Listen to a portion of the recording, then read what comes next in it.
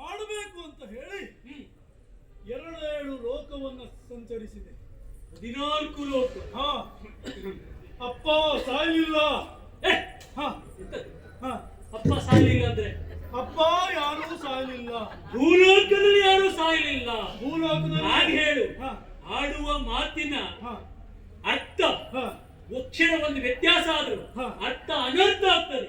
ಅಪ್ಪನ ಕಾರ್ಯ ಮಾಡಬೇಕು ಅಂತ ಮನಸ್ಸಲ್ಲಿತ್ತು. ಅಪ್ಪನ ಕಾರ್ಯ ಅಂದ್ರೆ ನೀನು ಹೇಳಿದಂತ ಕಾರ್ಯ ಮಾಡಬೇಕು. ಅಪ್ಪನ ಕಾರ್ಯ ಅಂದ್ರೆ ಬೇರೆ ಅರ್ಥ ಬೇರೆ ಆಗ್ತದೆ.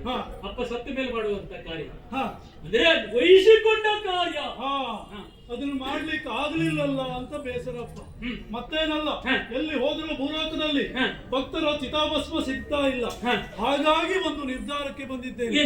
ಮತ್ತೇನಲ್ಲ, ನನ್ನ ಹರಣವನ್ನೇ ತ್ಯಜಿಸಿ ನಿನ್ನ ಕರ್ತವ್ಯವನ್ನ ಮಾಡ್ಲಿಕ್ಕೆ ಆಗದೆ ಇದ್ದ ಮೇಲೆ ಈ ದೇಹ ಇದ್ದರೆಷ್ಟು ಬಿಟ್ಟರೆಷ್ಟು ನನ್ನ ಪ್ರಾಣವನ್ನೇ ಕೊಡ್ಲಿಕ್ಕಾಗಿ ಇಲ್ಲಿವರೆಗೆ ಬಂದೆ ಅಪ್ಪ.